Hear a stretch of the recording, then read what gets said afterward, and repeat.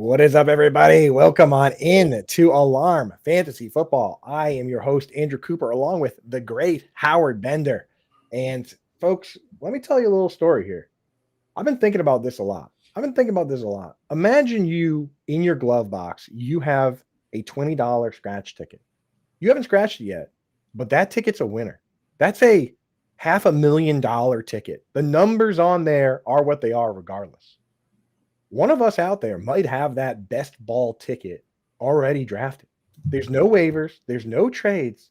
It could be out there, right? If you are going on drafters and you're drafting from their $20 tournament with $500,000 top prize, $2.5 million in prizes, you might already be sitting on a giant prize, just waiting for it to play out. It's kind of exciting, man. It's kind of exciting. And it gets even more exciting, Howard, when you think about overlay. This is something that I wanted to make sure to mention to everybody because it has become clear to us now that this top contest on drafters is unlikely to fill. It's unlikely to completely fill. Is 140,000 spots. I mentioned last week at this time, 70,000 spots were filled.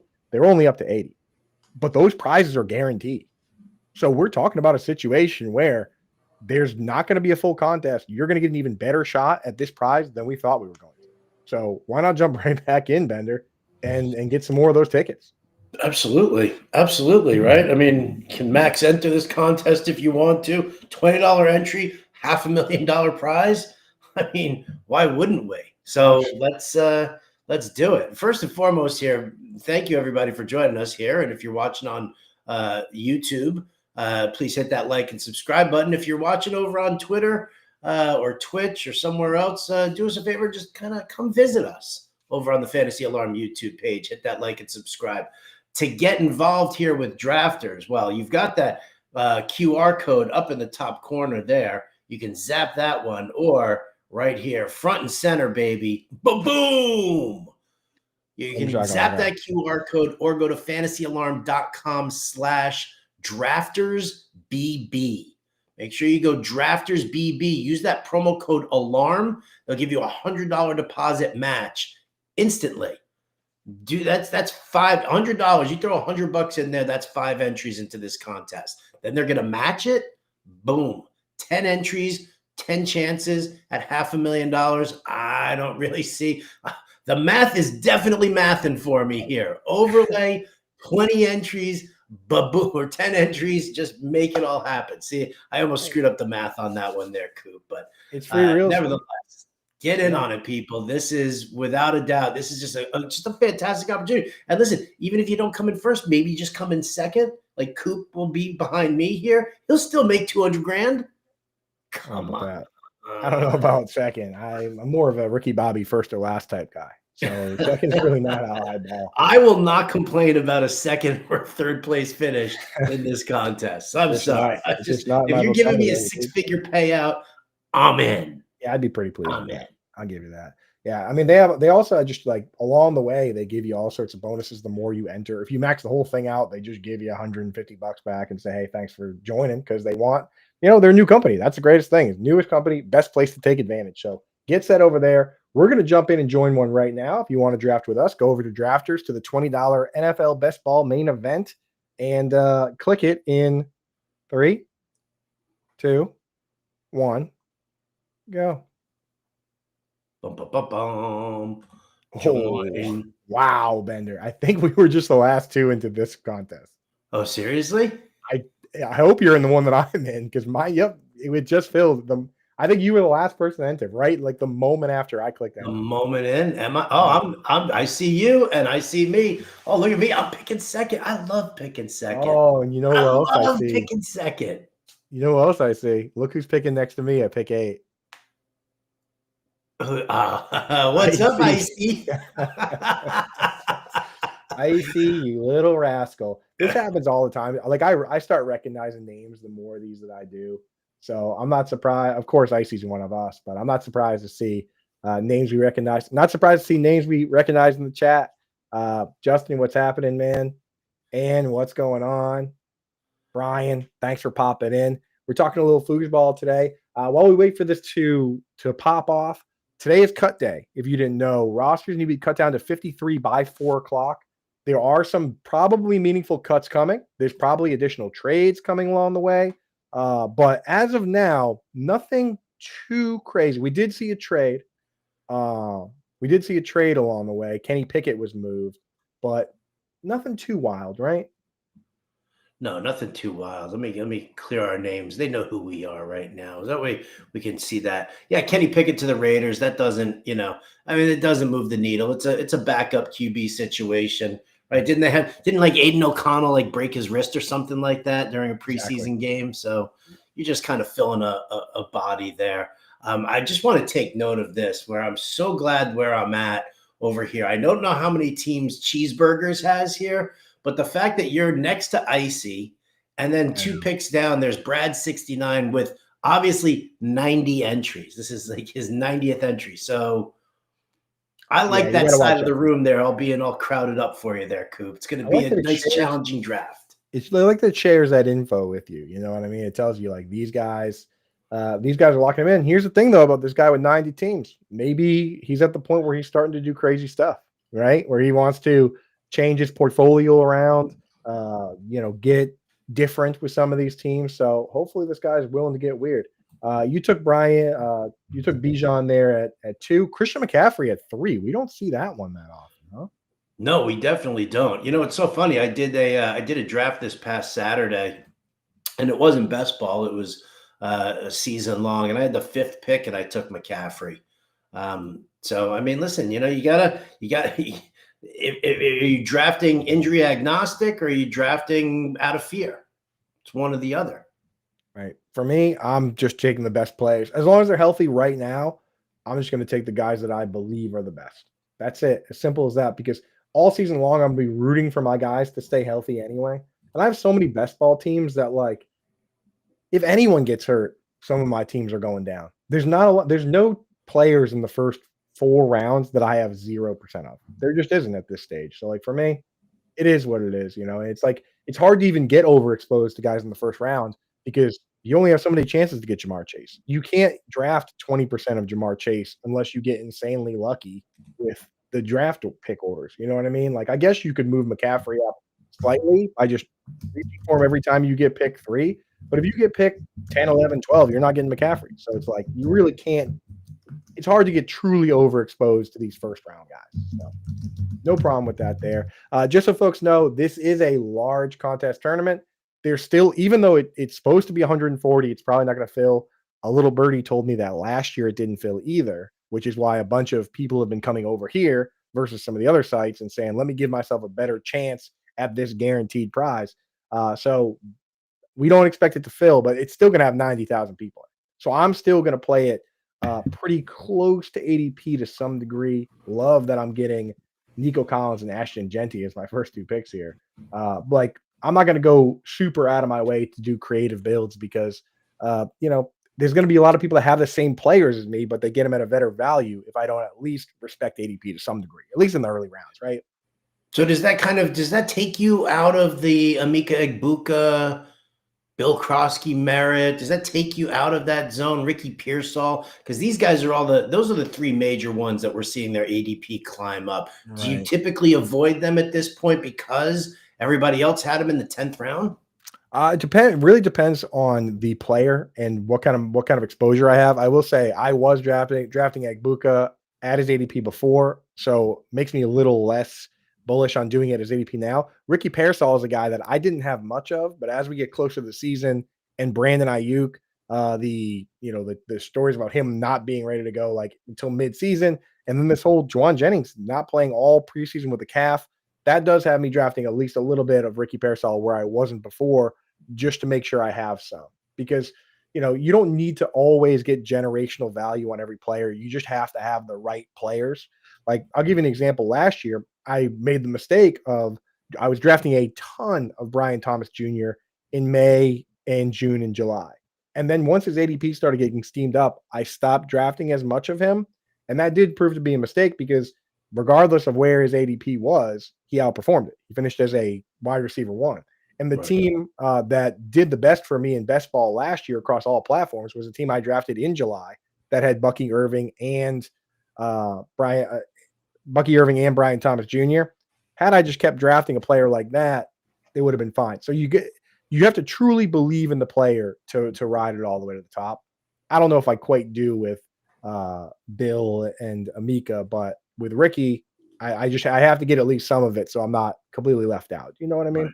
Yeah, no, I definitely know what you mean. No doubt about it.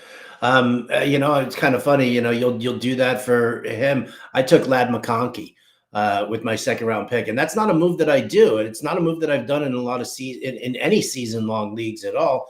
Simply because run first offense. You're also looking at they brought in Keenan Allen again. You drafted Trey Harris. Are we really looking at Lad McConkey seeing a massive increase in targets? He had 112, 115 last year. So I haven't been drafting him because I don't really see like really the need for the team to like target him more or push him up even more. But Right. I also don't want to be without Lad McConkey all season long. So you do make the move here, and I'm taking him at his ADP. So it's not even like I'm reaching or I'm not getting the same value that somebody who was drafting a month ago is getting. So I kind of like doing, one of those where I start taking guys that I just rarely take. So just to get the added exposure. Right. You know who I've been doing that with lately? Devon Achane. Because Uh, I was not taking him, right? I was not taking him at all at his ADP at the 1-2 swing earlier. But as you see in this draft, he fell to the kind of mid to late second. I've seen him fall to the third round at times all of a sudden. People are worried about this calf, but I'm now seeing reports that he's had no setbacks and he's potentially on schedule to get back to practice soon and be ready to go for week one.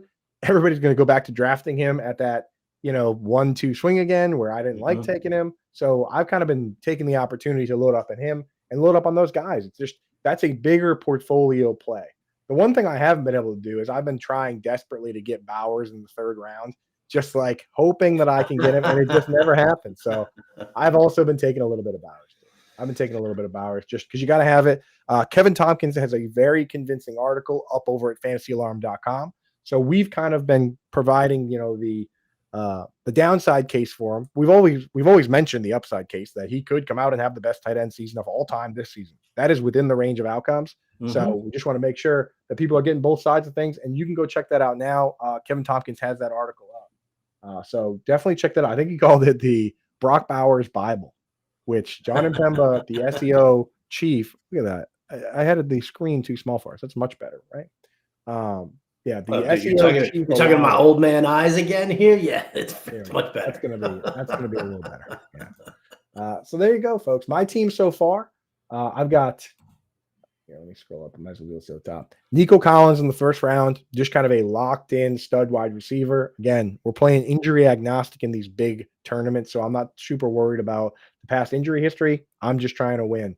Ashton Genty, high risk, high reward. Again, best ball. Who cares? Shoot for the moon.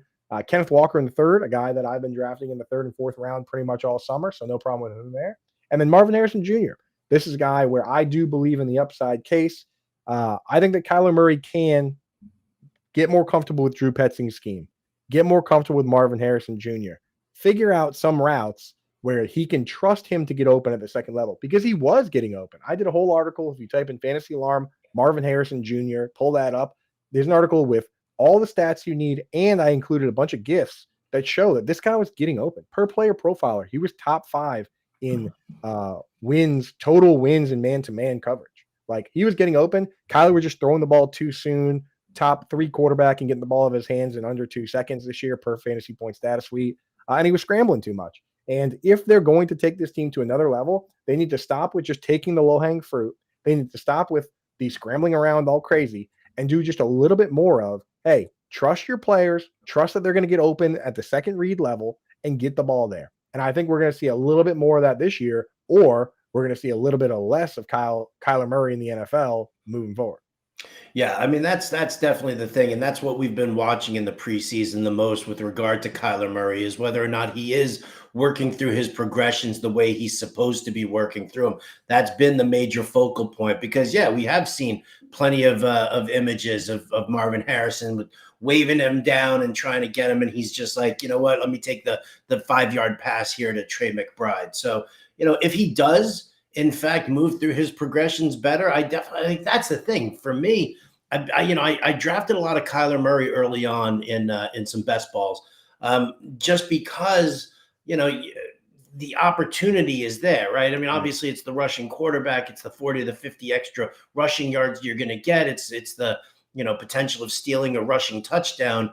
But I mean, if he is going to take that next step, the season could be explosive. You want to talk about range of outcomes, that could be huge for him. Yeah. And that's just, you gotta give yourself a couple shots at those bets. Yes, of course, it could be a complete nightmare for him, but you know what? That's just one of my many best ball teams. In your hometown leagues, that's where you got to really consider if you want to take on a risk like that with Kyler Murray, because again, he's not going in the I don't know why this year he's going higher than he was last year. Everyone that drafted him was pretty disappointed last year. He really padded his stats in the very final week of the season where he threw 4 touchdown passes, a week that doesn't count for fantasy football pretty much on any platform.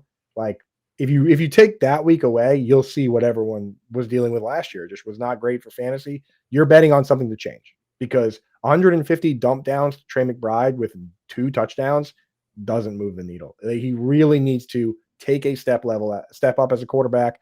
I'm hoping he does. And the one thing I do like to hear is that the one thing that it wasn't all perfect for Marv last year. He was not great at the top of his routes. He was also getting lost on the scrambles. And they said that Kyler came out and straight up said that they spent a ton of time this offseason on drilling into everybody's head, like, hey, this is going to happen. You need to know what to do and where to be. So hopefully we see more of that, because Trey McBride was much better at finding those open spaces when Kyler was scrambling than Marv was. Marv never had to do that at Ohio State, because the play was just snap the ball and throw it to Marv right away. Now he's got to figure out, like, hey, you got to have this second level of your game ready to go. So I'm excited for it. Ooh, Jamo Williams, Deebo Samuel back to back, Bender. Sure, why not? Listen, I'm still stunned here that everybody let Brad 69 get Chuba Hubbard in the 6th round. I know, it's How very does that disappointing. happen? I considered taking Harvey or Chuba instead of Ridley, but I figured one of them would be there. It's unreal. It's unreal. That's pretty crazy. All right, I got 3 and 3 right now. Yeah, 3 and 3. Where am I going to go with this next pick here? Oh, I tell you. I think I let you get him last time, so I'll just take him this time, and I'll do it in round 7, and I'll just take Michael Pittman here. He was on my radar, absolutely. I mean, listen, again, it went very heavy wide receiver. You can see your end of the draft went very heavy wide receiver, and then quickly followed up. My end of it did as well. So, you know what? Michael Pittman, who usually falls to the 9th round of most season-long drafts, I feel good about taking him here. Yeah, for sure. What about Tyler Warren? Can we talk about his ADP starting to skyrocket here even more so? Like, this is probably the earliest I've never seen him go ahead of like Laporta and Andrews, but I tell you what, man, that's a guy whose name is definitely on the rise, Coop. Yeah, I think people are with Tyler Warren. There's arguments coming from multiple directions, because classically we do want a guy to be a top 2 target on the team. You and I do like Michael Pittman and Josh Downs to be the top 2 for this team. So kind of pours a little cold water on Tyler Warren, but the nomination of Daniel Jones as the starting quarterback is much better for the lower A-dot guys. Alec Pierce was the big beneficiary of the Anthony Richardson scramble around and big strong arm quarterback offense. Same with Adonai Mitchell. Michael Pittman, Josh Downs, and Tyler Warren are the guys that get the benefit here of the more accurate underneath passing quarterback. On top of that, we do have to keep in mind, especially in best ball, that there's a world where converted quarterback Tyler Warren is used for some gadget plays.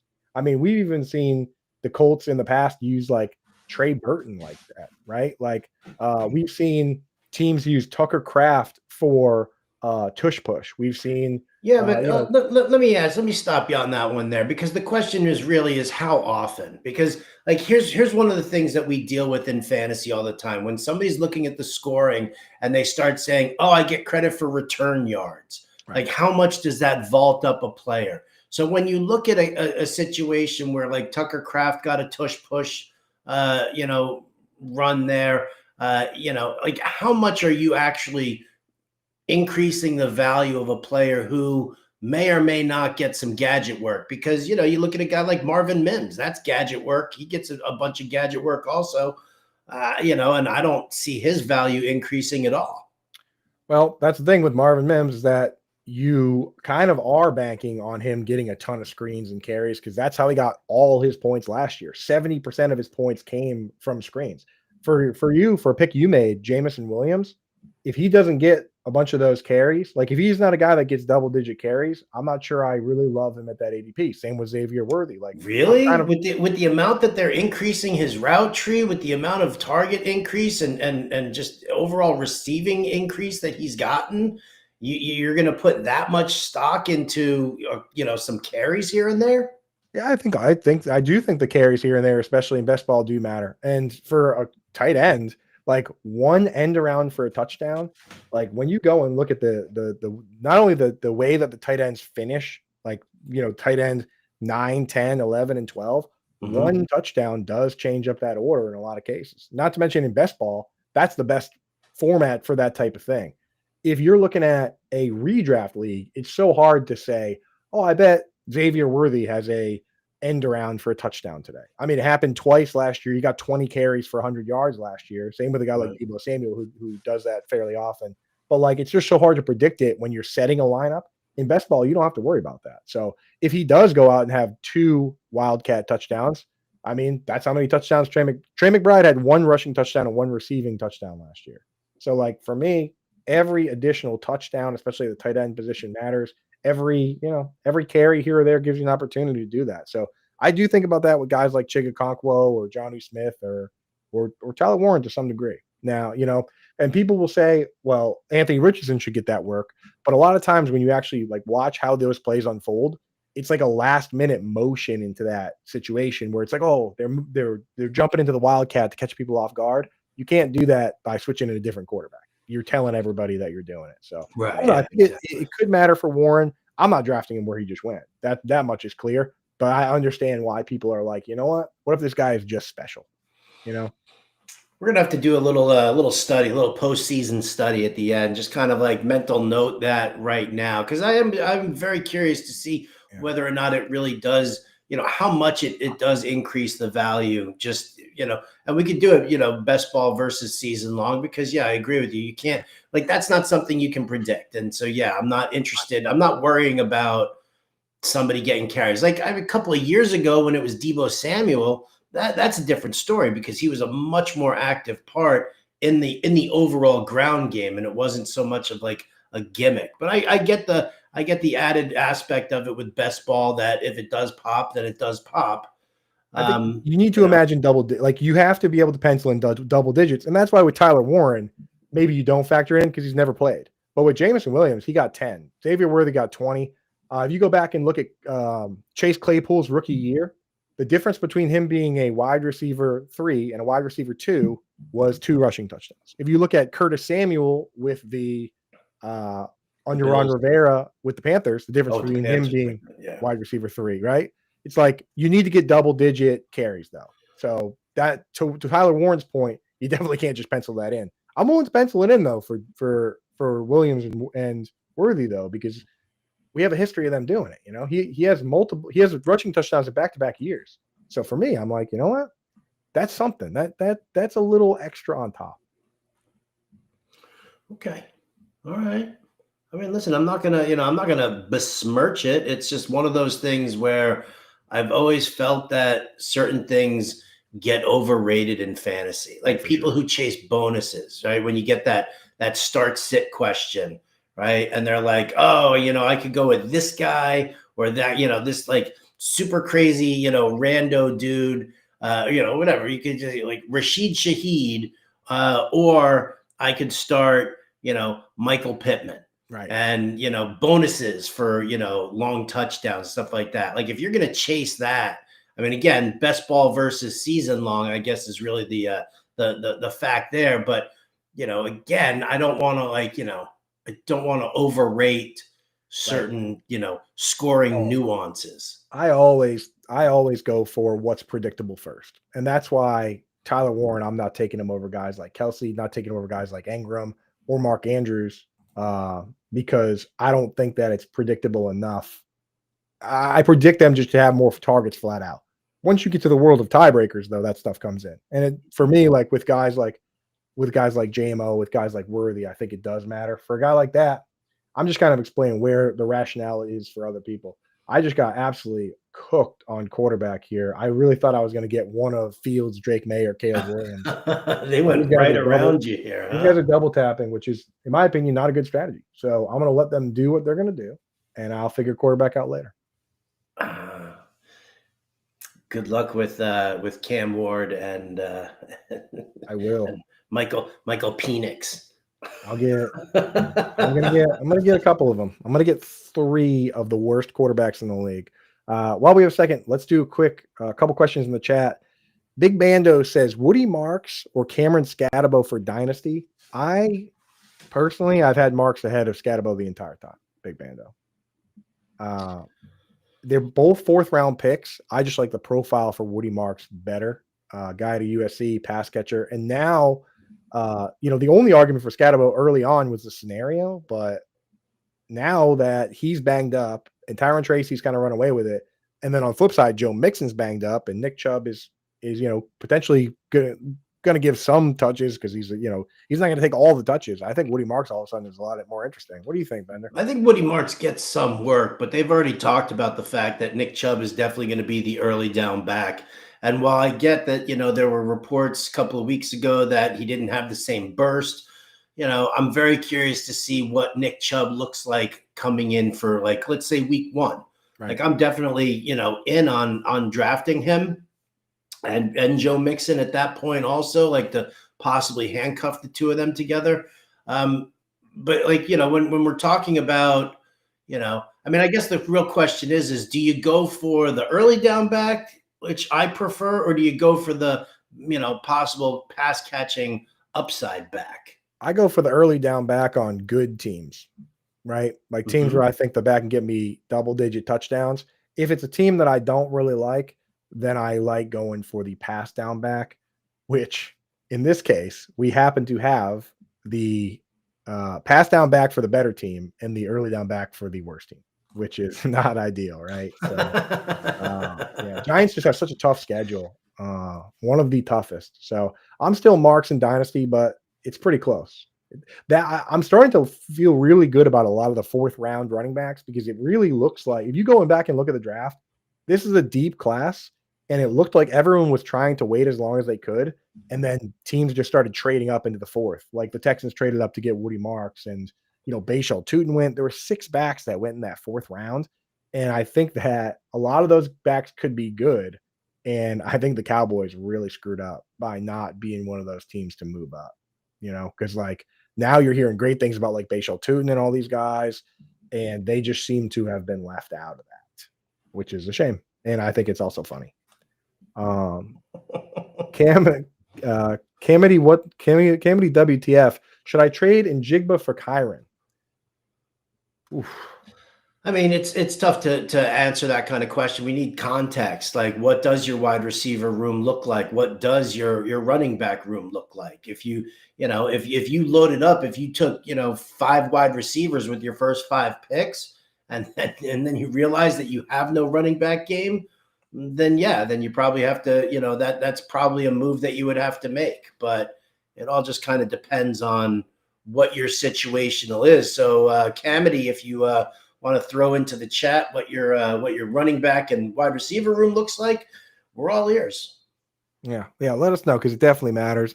If in a vacuum, I do have JSN ranked ahead of Kyron, but I'm also higher than most on JSN. So that's how it boils down to. But yeah, Howard's right. You really got to factor in the build of your team when you're making those decisions. Did I take Matthew Golden earlier? I did. There we go. There's my first quarterback in my stack there. Jordan Love says he wants to run more this year. I don't believe him. I truly don't. I'm like, why? Why? I'm like, why? He's not even fast. But like, What are they going to call design runs for him? I don't think so. But hey, you know what? That's what all the cool kids are doing, right? Jordan Love. So go out and run a little bit. I would love to see it. Dastro in the chat, or Dastro, says McCarthy, good pick. I do like the JJ McCarthy pick. I do. My argument for that, I got an article coming out on it today, but my argument for that is simple. Here's why I like JJ McCarthy. Imagine a world where a quarterback is picked 10th overall, and then he doesn't play as a rookie. And then that year, the veteran takes the team to the playoffs, and the veteran is a Pro Bowler, the veteran quarterback, and there's a bunch of Pro Bowl weapons on the team, and there's a great offensive coach, right? And then for some reason, they get rid of that veteran quarterback and let the 10th overall pick play. That story I just told you is a story of Patrick Mahomes in 2018 behind Alex Smith, who was the QB3 in fantasy and a Pro Bowler and took the team to the playoffs. And they had, Tyreek Hill and Travis Kelce. That's also the exact story of JJ McCarthy. I mean, totally different players, and to me, huh? It's crazy, right? Totally different players. But I mean, we didn't get to see McCarthy throw a ton in college because the team was undefeated, right? And he's got all the weapons. Justin Jefferson, think about this draft. Justin Jefferson, TJ Hawkinson, and Jordan Addison have all already been drafted in this draft. They're expected to be great. How are they going to be great if JJ McCarthy is QB 19 or wherever he goes off the board? So JJ McCarthy absolutely could face plant. That's within the range of outcomes. Anytime a first year quarterback starts, he could be terrible. Or he could come out and be awesome. And he could come out and throw 30, 40 touchdown passes, just like Sam Darnold did last year when Sam Darnold got MVP votes. So for me, JJ McCarthy, that's one of my favorite picks once you get outside of QB 15. Once Drake May goes off the board, I circle JJ McCarthy. Yeah, and listen, with the way that Drake May's ADP is starting to climb right now, we're seeing him go earlier and earlier in drafts as well. So should be very interesting to see that. I'm very curious to see what you end up doing here, Coop. I had to do it to you, and I'm sorry that I did, but I had to double tap the rest of the QB spots for myself here. Make sure I locked in. Wanted to do that 3 quarterback, 3 tight end build. Now I'm going to probably just sit and kind of hammer some wide receivers here the rest of the way, but you should have taken Daniel Jones. That's who I want. But you have Mike Coleman, right? A little mobile QB. I'm going to push it out a couple more rounds because there's plenty of QBs left. Oh, see, there's the Joe Mixon pick. I was going to grab Mixon. I thought Mixon would kind of fall a little further. It's kind of funny. Some of the ADP names that are dropping right now that we're definitely seeing. Mixon was dropping a lot further than here in the 13th. Dude, Brandon Ayuk. Brandon Ayuk is turning into like a round 16 pick. Right. Because it's just scary. It's scary because we've seen now, there's some guys that come back from an ACL and it's just a clean ACL and they're ready to go, and they're Adrian Peterson, right? Stephon Diggs. The injury to Stephon Diggs was clearly different than the injury that Brandon Ayuk had. Stephon Diggs was clean. He's already back out there. He's running around. Brandon Ayuk tore his ACL and also, I believe, his either MCL or meniscus. He had to have 2 different surgeries because you can't have them both at the same time. And we've seen guys that come back off that. I mean, I hate to say it, but we've seen guys like Marquise Lee never come back from that. And we've seen TJ Hawkinson last year. TJ Hawkinson never played more than 75% of the snaps in the game because he was coming off a very serious knee injury. So when isn't TJ Hawkinson coming off of a very serious injury? All these why are we taking this dude in the 6th round? Everybody's sitting there complaining about McCaffrey and his his injury history, right? But you'll take TJ Hawkinson as a top 5 tight end, despite the fact that he's never played a full season at all. It blows me away. Dallas Goedert hasn't played a full season in 7 years. It's some of these guys just because he's just physically bigger, we think maybe he's more immune to injuries or something. I have no idea, but you're right. Certain guys get the label and certain guys don't when they really should.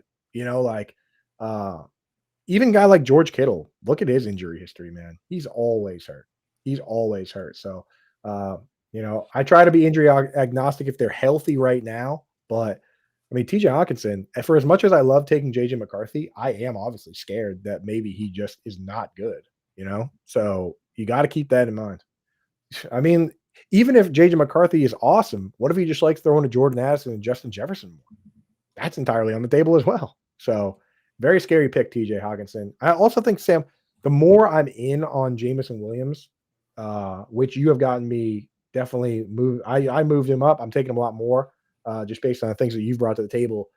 Comments that you've seen people make about how some people close to the team, like the fullback Jason Kabinda, that played for the Lions. He is projecting Jamison Williams to have more yards this year than Amon-Ra St. Brown. Like, the more Jameis Williams goes up, the more I have to move Sam Laporta down, because that's how it works. That is literally how it works. Only one ball. I mean, as much of a cliche as it is, just so rare to see three guys on the same team all have massive upside, unless the quarterback comes out and pulls a 2013 Peyton Manning. Right, which is tough to do when you're Jared Goff and you're in a run-first scheme. Right, right, exactly. Conditions are not there. Not ideal. It's not the right conditions. The conditions for someone to do that is maybe like Joe Burrow, where defense is expected to be pretty bad, but not a team like that. They just spent their entire offseason investing in that defense. Yeah, but they didn't even fix the secondary, right? You got Shamar Stewart and you got Trey Hendrickson. That secondary is still a little on the soft side. Definitely soft. And they play so much. Yeah. Yeah, it's tough. See, that's not a bad little tandem there. Jordan Love, Matthew Stafford, considering you didn't touch it until round 12. That's what I mean. You can get away with it, especially if I can get one of I'm willing to say this on the air now that I pick again before Icy. Like, I'm just going to take Russell Wilson. I'm going to take Russell Wilson here. And if not, then I'll just hold my nose and take Aaron Rodgers. And then I have 3 starting quarterbacks, and then we just let the chips fall where they may. The thing is, I go back and look at a lot of the teams last year that finished high in some of these contests. And some of those teams did draft quarterbacks that were garbage. Dude, one of my teams that made it to very deep in one of these contests, I had 2 quarterbacks that weren't even playing by the end of the year. I had Deshaun Watson and Russell Wilson, but my other quarterback was Jaden Daniels. So it didn't matter, right? Like, the one guy that was in my lineup every week was Daniels. Same thing with people that waited and took Baker Mayfield. Baker Mayfield was a guy who was in your lineup every week during down the stretch. If you had Joe Burrow threw 3 touchdown passes every week for the last like 6 weeks. You didn't need to have any other quarterback on your roster, right? So you can get away with it in best ball. I mean, you can get away with it in a lot of formats. So I'll live. I did want Daniel Jones, and I did want Sam Darnold. You taking Sam Darnold, I held my emotions in, but I was very disappointed. He's just such an easy late pick, right? Nobody likes him. We talk about the fact that it's going to be a run first scheme in Seattle, and immediately people are like, I'm out, I'm done, right? He's got 2 very, very strong wide receivers, and he's got a great pass catching tight end, but yet people just, there's so much overreaction that I find to be incredibly humorous here. Damn, I don't even know where to go here. I'm gonna go with, how about this one here? How about a little Isaac Tesla, in case something does happen to Jameson Williams? Listen, Tesla is that he's playing that. Oh, draft is disconnected. Not again. Page. You're on the clock. How's that happening? You and I got to stop doing these together, man, because we have a bunch of, if we could trade, that would be great. Yeah, right. All right. I guess I'm going to get auto picked here on this last one because I am refreshing. Oh, you got a great pick. He was in my queue actually. So and it's correlated with Sam Darnold. And it does correlate with Sam Darnold. We'll just have to see, right? If Cooper Kupp gets hurt, which is very, very possible. Or Torrey Horton. We always rule out. That's the thing is we always mentally rule out the other guy, but JSN could get hurt too. I hate to say it, but we always say that it's not going to work the way it does. But Puka Nacua and Cooper Kupp got hurt last year, and Tutu Atwell and Demarcus Robinson played a ton of meaningful snaps. If one of those guys go down, this kid Torrey Horton could go in and play a ton. And I was shocked that he fell in the NFL draft because people were fading him because of a knee injury he had, but he got healthy really quick and ran like a 4.3 at the combine. Like he showed up and was like, I'm fine. And everyone was like, nah, which is starting to look like they made a mistake. All right. Well, while So, Coop is making his pick here, I just want to remind everybody you can zap this QR code that's covering my handsome mug right now, and sign up at fantasyalarm.com/draftersbb. Use the promo code ALARM. They'll give you an instant deposit match up to $100, which is 5 entries into this main event contest that we're doing. So here's the QR code here up top in the left-hand corner of your screen. Also, you will see another one there that'll just kind of hang out. But jump on in. As Coop said to start this whole broadcast, there's a lot of overlay in this contest, and if they're not confident that this is going to fill, that gives you an even bigger advantage for jumping in. Not just on one single bullet that you're going to do here. Jump into a few of them. Make the investment. I think that with the way the prize pool distribution is, I think your chances of cashing during an overlay like this, that's important. let me let you on a little spoiler. Uh-oh. This contest is not going to fill. It's not. There's no way. I mean, there's a guy, Omega King, my guy Dustin, that does a ton of these, and he was in a bunch of them last year, and he's doing a bunch of them this year specifically because he kind of keeps an eye on this stuff, and he just does not. Last year, this contest didn't fill, and I mean, with less than 10 days to go, they're going to get another 60,000 people to fill these. This is going to be one of the easiest contests to win mathematically, just based on one of the big prize contests that is just not going to be close to filling, and we get to benefit from that. So definitely get in on that for sure. For those that don't know what overlay is, it basically just means that a contest that is a guaranteed prize where the amount of money coming in doesn't even add up to the number of people that actually did enter it. For this contest, it's a $140,000 contest. Just to get to $2.5 million in prizes, they would need 125,000 people to enter, and that's not even going up to 140, and I don't think they're going to get there. So we're going to benefit from that. Hopefully somebody from the Fantasy Alarm family wins, because we've been doing a lot of these this year. Just don't draft with Bender and me, because we'll just steal each other's players, and Icy's doing the same, It's always you're on the East Coast, draft at like 9 a.m. because that's like 5 a.m. Bender's time.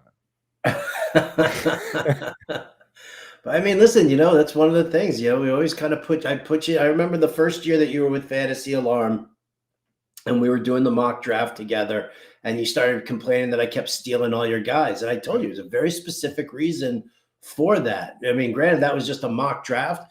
I was stealing all of Coop's guys because I wanted him to show everybody how he pivots and how he goes to, who's the player that he goes to next, not just, taking the same guys. Like I could sit here and talk about, how I draft Mason Taylor all over the place and why, but what happens with Mason Taylor's gone? Like who's the tight end at the bottom of the heap here who I start looking for if that's the case? Like that's something that you need to always kind of pay attention to.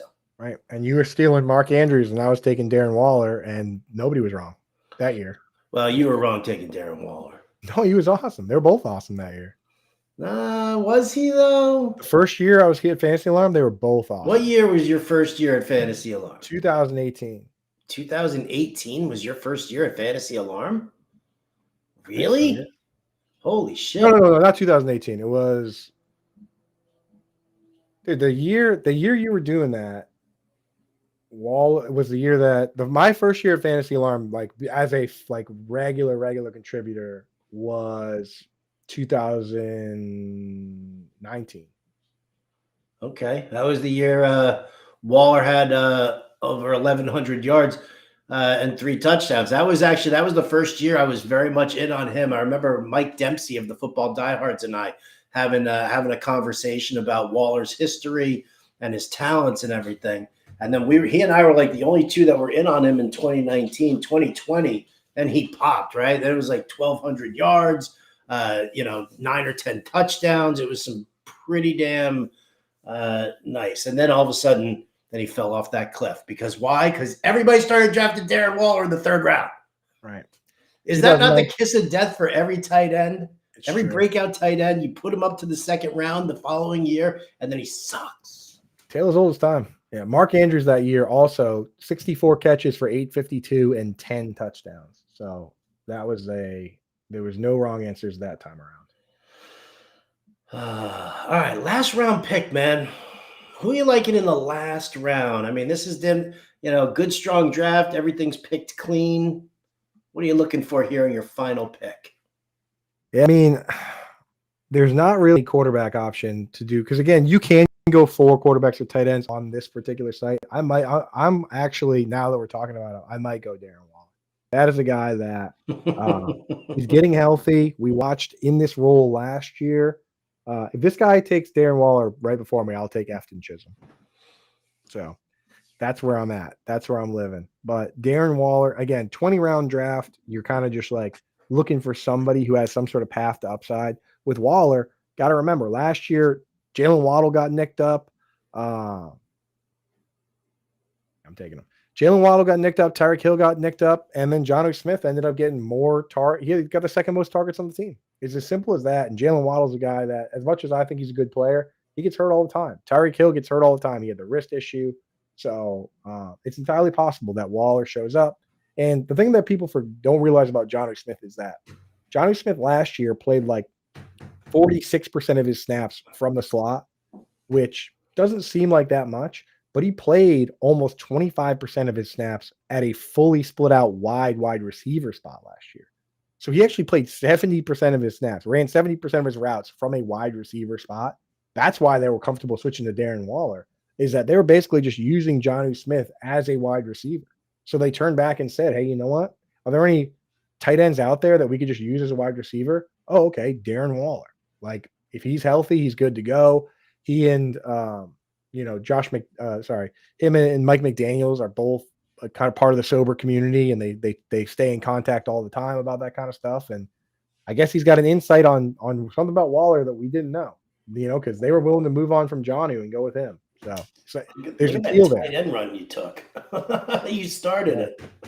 What are your thoughts about Dalton Schultz this year? Because I get the arguments on both sides, about what's possible for him. I never really click that button. I don't click that button either. There's nothing really that exciting about him. He's not, he's probably like a more boring version of Tucker Kraft, if that's even possible. Right. If you put Tucker Kraft there, I might be interested, because at least Kraft is fast. At least Kraft, not even fast, but at least he runs like a 4.6. Schultz is not. Schultz is like a short yardage, kind of a move the chains, reliable guy. But if you're giving C.J. Stroud that much autonomy at the line, and you've got Collins, Higgins, Kirk, even Jalen Noel, like if you've gotten him all of these weapons, why is he gonna, why is he checking it to that guy? All right, I'm gonna pick here. I'm gonna take one of your favorites here, Coop, because it is a best ball, and the back end of my roster is very much so. Why did I take him? Well, I have Matthew Stafford. Oh, well, you should have taken him. You were all hell bent on Darren Waller for some inane reason. I got Waller on the brain. All right, so here's my team. Here's how it panned out. I went discount at quarterback. Jordan Love, Matthew Stafford, Russell Wilson. Running back, Ashton Genty, Kenneth Walker, Tyrone Tracy, Tank Bigsby, Tyler Algier, Justice Hill. So, 2 guys early, and then some deeper names that I like. Nico Collins, Marvin Harrison, Calvin Ridley, Matthew Golden, Cooper Kupp, Tyler Lockett gives me a decent amount of upside and floor. And then I overdid it with tight ends with Travis Kelce, David Njoku, Chigakonkwo, Elijah Royal, Darren Waller. In a 20-round draft, you can typically take 4. I don't like that I went 5. I should have gone Tutu Atwell, but that's what happens when you're talking ball and drafting at the same time. You got to be very careful. Well, what'd you end up with? Stop sharing, and I'll share mine so that I can go over that one also. How about that? Okay. How about that? I'll do a little screen share here, a little window. Bing, bang, boom. There we go. I did not take the discount on the QBs, although for the most part I did. Right? What? I think you did good, man. No, I did. I listen. I love both. I think Sam Darnold and Cam Ward. We're looking at 2 guys who are going to start all season long. I'm very happy with with both guys behind Bo Nix. Running back Bijan Robinson, Josh Jacobs, James Cook. I mean, that's a trio of stalwarts right there. I'm very happy with that. Nick Chubb will open the season, and we'll see what happens with Joe Mixon. I love Jalen Wright. I think that he's going to, he's going to miss the first week of the season, but with Achan's injury, calf injury possibilities, and Ollie Gordon's inexperience, I do think Jalen Wright is somebody who develops a little bit more. Like Mike McDaniel's probably, I could really see Mike McDaniel going back to what he did when he first came to the Dolphins and they were winning, right? When he had Achan and Mostert, and you were just, he was utilizing them both. You never knew who was going to get the ball. You never knew what the play was when either one of those guys comes in. So I'm hoping that happens. And Kareem Hunt, I mean, this is like a free pick at the end of a draft. Like nobody's touching this guy, but he's the pass catching running back in Andy Reid's system right now. Like Brashard Smith has potential sometime down the road, maybe sort of a thing. And Elijah Mitchell, I mean, you go look at Elijah Mitchell's stats. Dude's caught like 23, 24 passes in the last like 4 or 5 years. Right. He was never utilized even, and I tried to equate this on a show the other day talking about this. Elijah Mitchell, was never utilized as a pass catcher in San Francisco, much like, remember Jordan Mason, right? Jordan Mason took over for Christian McCaffrey. We love the way Jordan Mason ran, but you look and he didn't see targets. That's an important thing to take a look at. So I feel Elijah Mitchell I was in on Elijah Mitchell like back in like the spring when they first signed him, just the idea of it. But if he was going to climb the depth chart, he would have already, and he didn't. Like I watched the preseason game the other day. He was the last guy into the game. Also, to your point, Howard, Brashard Smith did not look good running the ball. He's a converted wide receiver, and he also only caught one of his 3 targets. So it might just be Kareem Hunt again. It really might be. Wide receiver core, Ladd McConkey, Jamison Williams, Deebo Samuel, Michael Pittman. I love all 4 of them. I've got all 4 of them here. I feel very good and confident about that. And then I went for like the deep ball upside guys, like the best ball type players. Darius Slayton, Tesla, Horton, Atwell. These are guys that if they pop, 2 games, maybe 3 in the year, that's gonna end up helping me. They don't all have to do it at the same time. And then tight ends, Evan Engram, Kyle Pitts, and Mason Taylor. I can't think of a sexier trio of tight ends. I really can. Can you think? Just think right now, Coop. And I get it. You drafted 5 tight ends, but can you think of a sexier trio than Engram, Pitts, and Taylor right now? You brought Mason Taylor out for Chigakonkwo, and that is my like exactly what I've been doing. So hurtful. I like Mason. I like him. I mean, I still hold out a little hope for our guy Stone Smart. They just released another tight end. They released Zach Kuntz, which I mean, they only have 3 tight ends left, so it looks like the tight end room is going to be Mason Taylor, Jeremy Ruckert, and Stone Smart, barring a trade. So looks like both of our best good friends are making the team. Yeah, we love that, don't we? We do love that. And I love that your tight end and quarterback room. Like again, it's not like you went to Gucci, but you still went to the mall. Like my team, I was shopping at Neiman Marcus, right? Yeah, you were at least like Gap, Nordstrom Rack. Yeah, you're on the rack. You got some discounts, but like I went full thrift store, and you not only got Bo Nix, but you got Bo Nix and Evan Engram. And like that correlation, it's just like if those 2 guys, like 1 touchdown pass from Nix to Engram with the way Nix likes to run, I mean they're both in your lineup that week. And so that is why in these type of big contests you stack like that, is you never know at the right time those guys could pull things off for you. So sure. That's it. That's what we're doing. Jump over at Drafters. Again, this contest is unlikely to fill. I'm telling you guys that right now. It still might, you know what I mean? But even if it does fill, then it'll just be one of the contests across the industry that virtually all fill, right? I mean, it doesn't put you at any disadvantage. The advantage you could get is this contest might not fill. And then if that happens, it's a guaranteed prize. They can't turn around and say, hey, we only collected, $300,000, so we can't give away the big prizes. There's $2.5 million guaranteed dollars worth of prizes in this. So go get set up at Drafters now. You can use promo code ALARM. They'll give you a 100% deposit match up to $100, and you can jump in here and throw your hat in the ring. And with me screwing up and drafting 5 tight ends, that's another team that probably doesn't count. So plenty of opportunities out there for you to win over with our friends Drafters. Tomorrow, we're going to be back on here, but We know that people got drafts this weekend, so we're doing our annual Flag Plants show. Me, Howard, Johnny and Pemba, Johnny Empanadas. We're going to pop on here and give you our guys, our ride or die players that we're planting our flags on. So make sure you're staying tuned for that.